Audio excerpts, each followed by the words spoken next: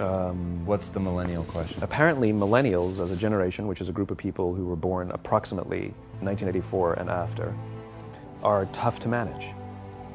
And they're accused of being entitled and narcissistic, self-interested, unfocused, lazy. But entitled is the big one. And because they confound leadership so much, what's happening is leaders are asking the millennials, what do you want? And millennials are saying, we want to work in a place with purpose, love that. We want to make an impact, you know, whatever that means. We want free food and beanbags. And so somebody articulates some sort of purpose, there's lots of free food and there's beanbags, and yet for some reason, they're still not happy. And that's because they're missing, there's a missing piece. What I've learned is that I can break it down into 4 pieces, right? There are four things, 4 characteristics. One is parenting, the other one is technology, the third is impatience, and the fourth is environment. The generation that we call the millennials, too many of them grew up subject to, not my words, failed parenting strategies. Where, for example, they were told that they were special all the time.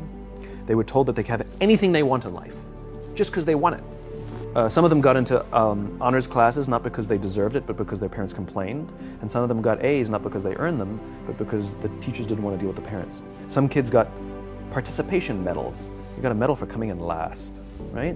Which the science we know is pretty clear, which is it devalues the medal and the reward for those who actually work hard. And it actually makes the person who comes in last feel embarrassed because they know they didn't deserve it. So it actually makes them feel worse, right? So you take this group of people and they graduate school and they get a job and they're thrust into the real world, and in an instant they find out they're not special, their moms can't get them a promotion, that you get nothing for coming in last, and by the way, you can't just have it because you want it. And in an instant, their entire self-image is shattered. And so you have an entire generation that's growing up with lower self-esteem than previous generations. The other problem, to compound it, is we're growing up in a Facebook, Instagram world. In other words, we're good at putting filters on things. We're good at showing people that life is amazing even though I'm depressed. And so everybody sounds tough, and everybody sounds like they got it all figured out. And the reality is there's very little toughness, and most people don't have it figured out. And so when the more senior people say, well, what should we do? They sound like, this is what you gotta do. And they have no clue, right? So you have an entire generation growing up with lower self-esteem than previous generations, right? Through no fault of their own, right? They were dealt a bad hand. Now, let's add in technology. We know that engagement with social media and our cell phones releases a chemical called dopamine. That's why when you get a text, it feels good, right? So, you know, we've all had it where you're feeling a little bit down or feeling a bit lonely, and so you send out 10 texts to 10 friends, you know, hi, hi, hi, hi, hi, because it feels good when you get a response. It's why we count the likes, it's why we go back 10 times to see if my Instagram is growing slower, did I do something wrong? Do they not like me anymore, right? The trauma for young kids to be unfriended, right? Because we know when you get it, you get a hit of dopamine, which feels good. It's why we like it, it's why we keep going back to it. Dopamine is the exact same chemical that makes us feel good when we smoke, when we drink, and when we gamble. In other words, it's highly, highly addictive, right? We have age restrictions on smoking, gambling, and alcohol, and we have no age restrictions on social media and cell phones, which is the equivalent of opening up the liquor cabinet and saying to our teenagers, hey, by the way, this adolescence thing, if it gets you down. But that's basically what's happening. That's basically what's happening, right? That's basically what happened. You have an entire generation that has access to an addictive, numbing chemical called dopamine through social media and cell phones as they're going through the high stress of adolescence. Why is this important? Almost every alcoholic discovered alcohol when they were teenagers. When we're very, very young, the only approval we need is the approval of our parents. And as we go through adolescence, we make this transition where we now need the approval of our peers. Very frustrating for our parents, very important for us. It allows us to acculturate outside of our immediate families into the broader tribe, right? It's a highly, highly stressful and anxious period of our lives, and we're supposed to learn to rely on our friends. Some people, quite by accident, discover alcohol and numbing effects of dopamine to help them cope with the stresses and anxieties of adolescence. Unfortunately, that becomes hardwired in their brains, and for the rest of their lives, when they suffer significant stress, they will not turn to a person, they will turn to the bottle. Social stress, financial stress, career stress, that's pretty much the primary reasons why an alcoholic drinks, right? What's happening is, because we're allowing unfettered access to these dopamine-producing devices and media, basically it's becoming hardwired, and what we're seeing is, as they grow older, too many kids don't know how to form deep, meaningful relationships. Their words, not mine. They will admit that many of their friendships are superficial.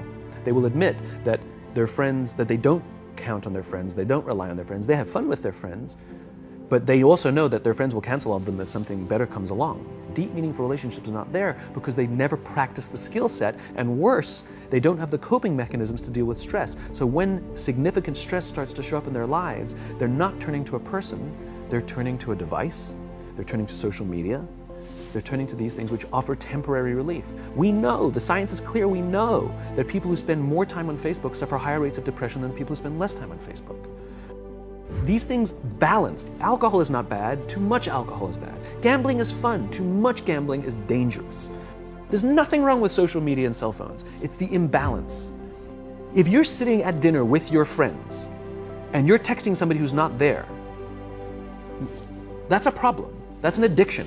If you're sitting in a meeting with people you're supposed to be listening to and speaking, and you put your phone on the table, face up or face down, I don't care, that sends a subconscious message to the room that you're just not that important to me right now, right?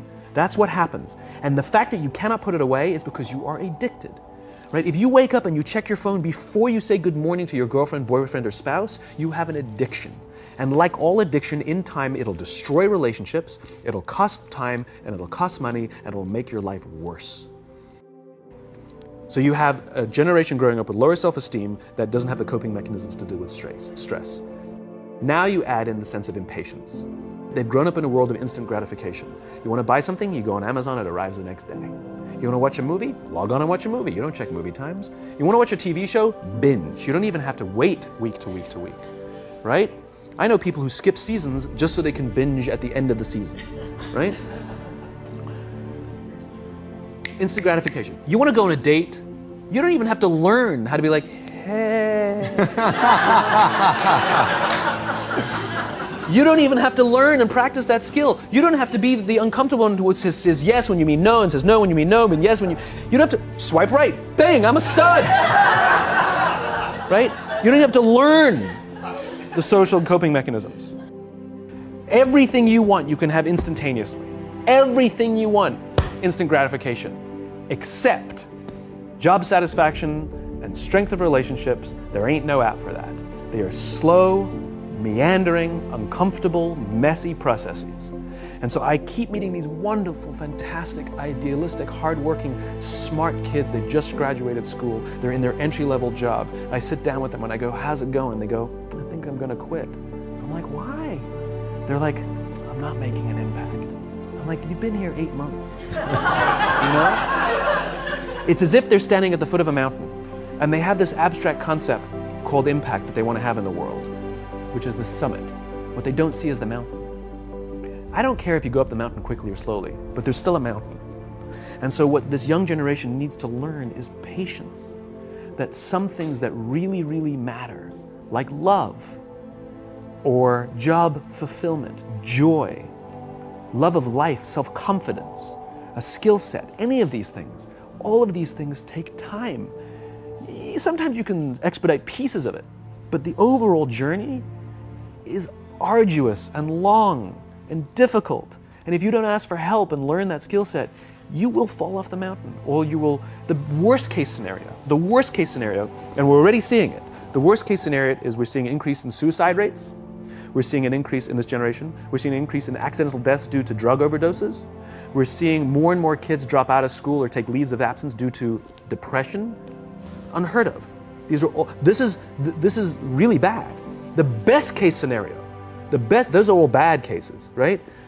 The best case scenario is you'll have an entire population growing up and going through life and just never really finding joy. They'll never really find deep fulfillment in work or in life. They'll just just waft through life and it'll be just, it's fine. How's your job? It's fine, the same as yesterday. How's your relationship? It's fine. Like that's the best case scenario.